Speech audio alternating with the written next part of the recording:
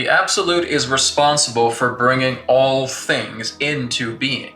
So basically understand that all souls that come through life and therefore return back is through the nature of God, is through the nature of Spirit, is through the Absolute. It is the Absolute that enables everything to exist, to live.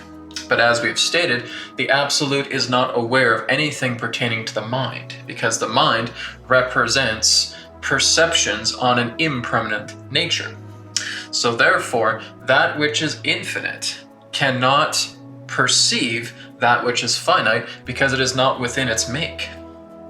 It only knows the infinite. You see, the mind only knows the finite. Now, there are an infinite amount of perspectives, there are an infinite amount of experiences, but they still represent the nature of the finite. They still represent a beginning, a middle, and an end. The Absolute has never experienced a beginning, a middle, and an end, because there is nothing like that when you know the infinite. The infinite itself is devoid of experience. It simply is. That's the idea. The nature of who you are is the infinite. It is the Absolute. It is the self. To whatever term you want to refer to it, you have all these terms, but even they don't represent what is true. Because you see, what you're trying to do is you're trying to use language to understand that which is infinite. That's not possible. You see, we are utilizing these words for convenience sake, but they do not do the justice, as you say, pertaining to what the nature of the infinite is. You can't understand it with words. The only thing you can really do is describe what it is not.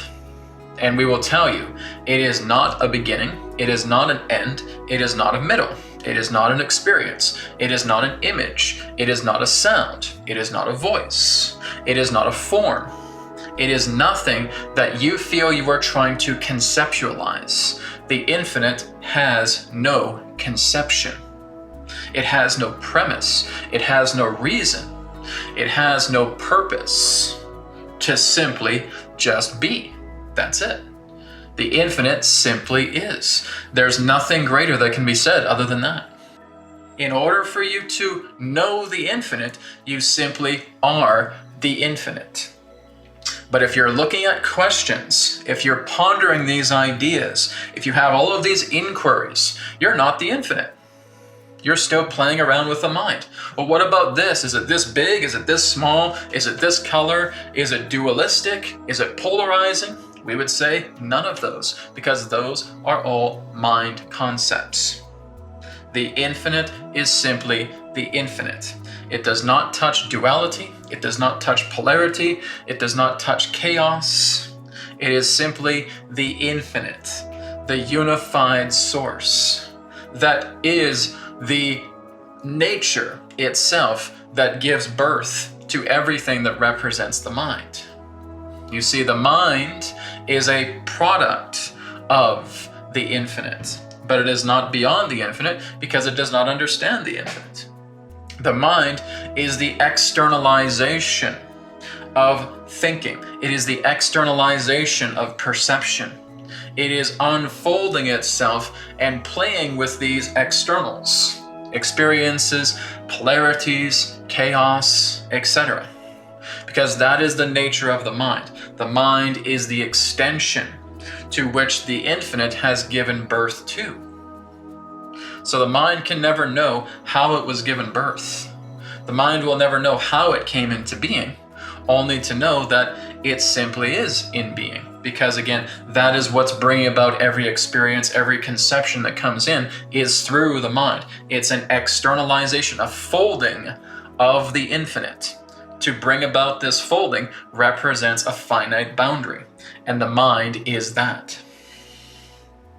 So we can talk to you all about the mind because the mind has concepts. The mind has perception. The mind has ideas.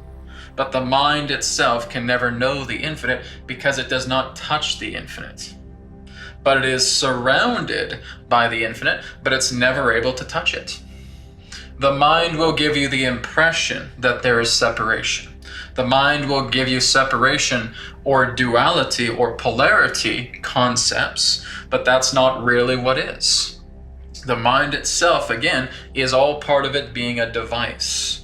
It is a perturbation of the infinite, which brings it into the nature of a finite instrument, a finite construct. That's the nature of the mind. The mind only exists as a perturbation within the infinite. The infinite is not aware of anything that is not infinite. The infinite knows only of the infinite, and the mind knows only of the finite. Do you see how that is, in that sense, the relationship? The infinite only knows the infinite. The finite only knows the finite. The infinite being the absolute, the self. The finite being the mind, or Maya. So you are the bridge in between. You are that little ring. You're that ring between the finite and between the infinite. That's your role in all of this. That little ring in between the two represents the soul. That bridge in between the two represents the soul. The soul represents the nature of a body of a different type. A soul body, in that sense, is again that very ring that sits in between those two, the infinite and the finite. The soul truly represents witness consciousness. It does not have a drive, it does not have an ambition. But you have to understand that there are two different layers, as it were, to the soul. There is the soul that represents the entity consciousness of yourself, to where you, in that sense, explore all these different lifetimes, all of these different experiences, planet to planet, dimension to dimension, to helping that entity consciousness of yourself to grow, to expand, to further yourself. That's the lower layer. Then you have the higher layer, and the higher layer simply represents observation. It represents witness consciousness. It is the soul witnessing itself all at once, simultaneously, without end. There is no idea of a purpose when we're looking at the higher layer of the soul. When we're looking at the lower layer is all about purpose. The lower layer wants to have a family. The lower layer wants to have a particular type of career. The lower layer wants to experience itself as male or female, as an animal, as a plant, as a human being, as an advanced species, whatever it may be. So the lower layer of the soul, the entity consciousness of the soul, not the witness consciousness, but the entity consciousness projection, that layer of the soul, is interested in purpose. But again, the witness consciousness of the soul, which is the true soul, is not interested in that whatsoever.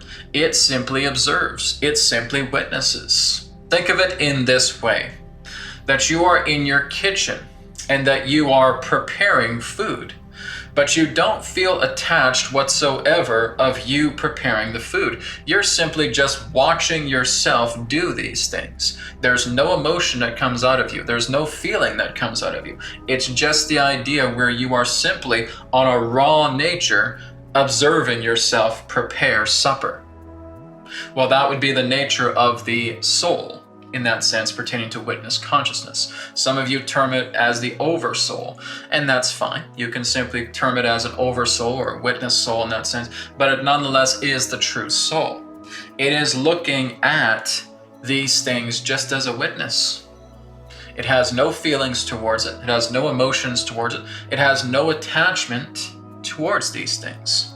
It does not play favors. It does not curry favor.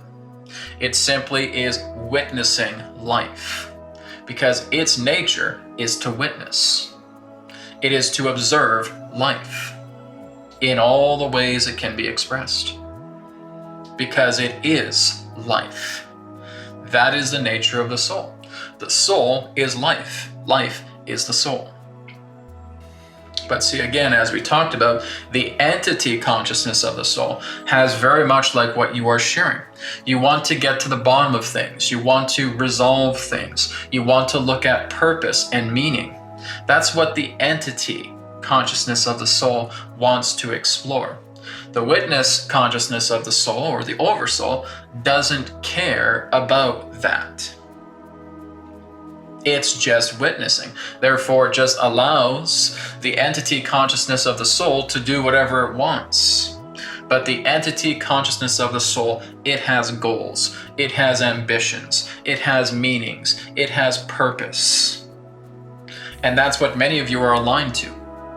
Many of you are aligned to the entity consciousness of the soul, not really the witness consciousness, although you can certainly be there. But many of you choose not to, because you want to give meaning, you want to give flavor, you want to give purpose to your life. And that is you aligning to the entity consciousness of the soul. That's what has personality. Personality comes from the entity soul, not from the witness soul. The witness soul is personality-less.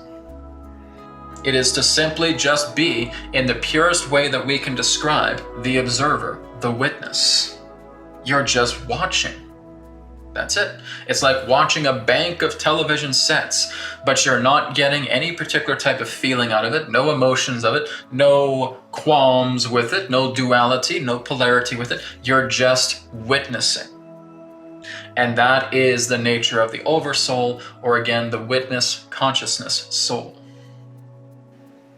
If we were to basically just put you in a space where everything is transparent, where you have absolutely no form, no color, no image, no ideas, no concepts whatsoever, could you actually make sense of it? Your mind could not. There is nothing that stimulates the mind, and so the mind goes into silence. You go into silence. You go into stillness because there is no space. There's nothing that you can identify with, because the infinite is completely and totally lacking identity. There's no identity whatsoever of the infinite. It simply is. But the only attribute that the witness consciousness of the soul has is observation. That is its one and only attribute, is to witness.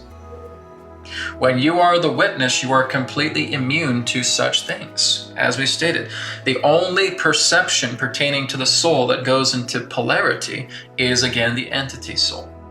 So, as long as you are the entity soul, you basically shroud yourself in polarity, in duality, because that's what has personality. That's where you have emotion, that's where you have mentalities, that's where you have feelings, that's where you have thoughts. All of that comes through the personality consciousness of the soul. That is the personality expression. That is the entity. But when you are moving all the way up into the true nature of the soul, the oversoul, as we have termed, there is none of that. The only one attribute of the true soul is what? It is the observation. That is the only attribute that the true soul has, is to be the witness, is to observe. It can't do anything else, because it does not reside within those realms to basically have reactions. That's what the entity soul does, right? So it's like looking at layers, two different layers here, a higher layer and a lower layer. And everything pertaining to incarnation comes from the lower layer, but it is the higher layer of the soul that makes that happen. So everything pertaining to incarnation comes from the higher soul, but when you incarnate, that is coming through the entity consciousness. It's like looking at a tether, like looking at a string, a rope that is attached to it, so that that perception of the entity soul can experience anything it wishes. Anything based upon its own personality interest. If it decides to be a man, decides to be a woman, decides to be a creature of any kind, it can be done. But really what is attempting to happen is to bring the entity soul in oneness together with the oversoul, so that they merge and become one. But again, you can also leave that connection of the union again and go back into personality consciousness at any particular point. Because the idea of a merging between yourself and the higher soul, the oversoul, is all based upon alignment. And you can simply unalign and return back again. And then you can come back and align again. And then you go and you unline again. And it continues that cycle. It is all cyclical. The entity consciousness, basically in that sense, is not even fully aware that it is itself. Because when it's aware of itself, it will unify with the higher soul, with the Oversoul. It is still playing itself out with purpose. Because if you immerse yourself in purpose and intrigue and curiosity, you're not really thinking about yourself as the true self. You're looking at yourself much more as an experiencer. And that is what the entity soul is. It's an experiencer. It seeks purpose. It seeks meaning. It seeks concepts and ideas, experiences. That's what it lives for.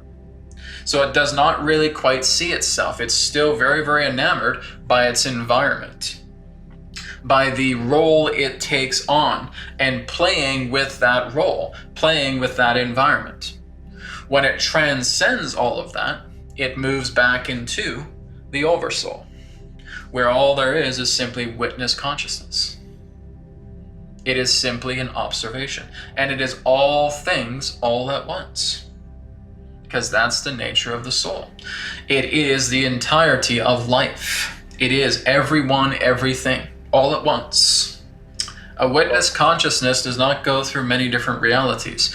It is one reality. Everything converges into itself. There is no idea of saying, oh, well, there's reality A or reality B or reality C. It doesn't work that way. That's entity consciousness. Entity consciousness will see it that way. The true consciousness does not see many, it sees one. It is unified. This is why we say it is the eternal witness. And the eternal witness only sees one, does not see many. Many is the effect of the entity soul. One is the effect of the witness soul, the unified consciousness. It is witnessing life in its totality, in its eternity. It is not confined to time. It does not keep an eye on a clock. It does not feel like it needs to go into location, to which you often term space. It does not go into dimensions, to which you understand as different layers of life. It is life. It is the one. When you understand that everyone, that everything, that all that represents life is one, now you are completely in harmony with the Oversoul. That's how it works. If you're seeing manyness, you're still an entity consciousness. Because that is what the entity consciousness wants to see, because it seeks. It wants purpose, it wants meaning. It tries to compartmentalize everything. The true soul does not do that. It does not have compartments. It is not looking at all these things as splinters. Everything is converged into the one. And that is what it is witnessing. It is witnessing the perfection of oneness. Eternally. Everything is one. It all converges back to the one because everything comes from the one and everything returns back to the one. That's how it works. That's God. God is what brings forward all life, and all life is brought back to God. That too is the nature of the soul. Everything returns to the one. Everything expands from the one, and everything returns back to the one.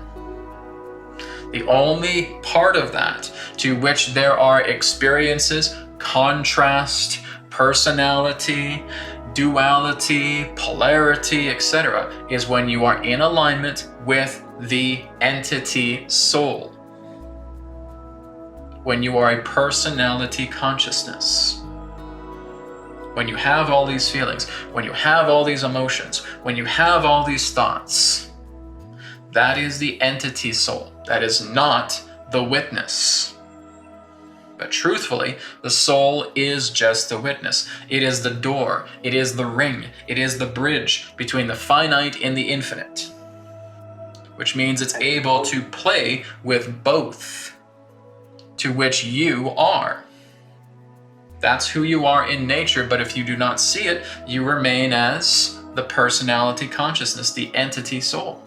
Well, if you're feeling joy, that's moving you in the direction of who and what you truly are. You see, joy itself is representing a particular type of archetype that's showing you a little bit more of helping you to move in your path. It is the compass needle on your compass that's pointing to true north.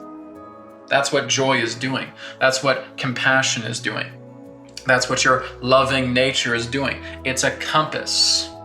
And it's pointing you to true north and say, just keep walking this way. Stay in love, stay in joy, stay in compassion, because that is going to transmute you into balance. You see? So when you're looking at love, joy, compassion, everything that brings about that naturalness to yourself, that's the compass needle. And as long as you continue to do all that, that love and that compassion and that joy is going to completely and totally shroud you. And when it's shrouding you, it is now taking away everything that is telling you that I am separate, that I am an illusion, that I am in compartments, that I'm polarized, that I'm dualistic. It's wiping all of those away. Once those wipe away, love, compassion, joy transmutes into union.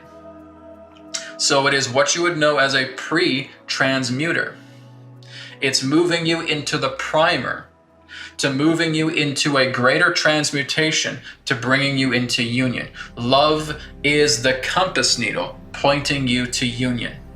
Compassion, joy, all of it. Happiness is again the compass needle. You have to keep walking. If you decide to stop, well, then you're still at the mercy of everything that represents duality and polarity. So love, joy, and compassion is the compass needle pointing you to true north. That when you stay the path, all of those other things are going to completely wash away, so that love, compassion, and joy now transmutes into union. You do not need to experience the nature of despair in regards to an equal means. The nature of despair is only there telling you this is the road you're not to take. But you don't listen. And you keep tripping over yourself. You keep cutting yourself with the thorns and the thistles. You keep falling into pits. Because the despair is telling you this is not the road for you to travel. Have you checked your compass? And you need to stop. And you need to start checking it. Oh my goodness, I've been going south. I haven't been going true north. I've been going in the opposite direction because I've been letting the ego run my life. And I'm going down all these paths that are poisonous.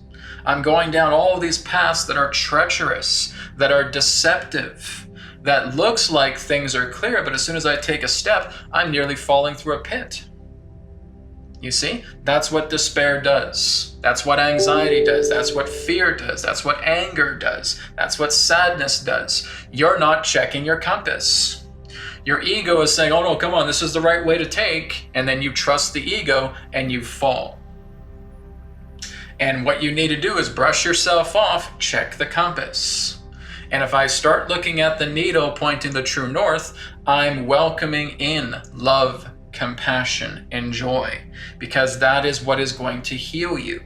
That's what's going to help to clear away all of those scars, all of those lacerations and cuts and bumps and bruises that you have been putting upon yourself because you have not listened to the true self.